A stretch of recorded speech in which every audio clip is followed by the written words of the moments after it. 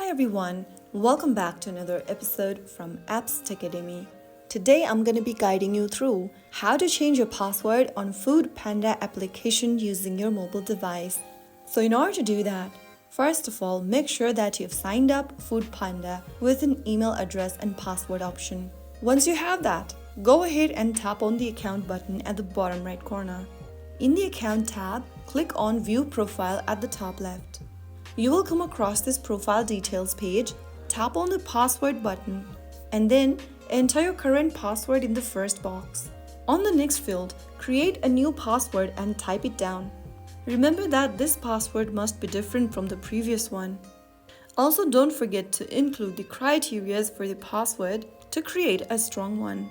Finally, click the Change Password button at the bottom and you will then be able to change your password successfully. Now make sure your new password is strong and easy to remember, and that's how you easily change your password on the Foodpanda application.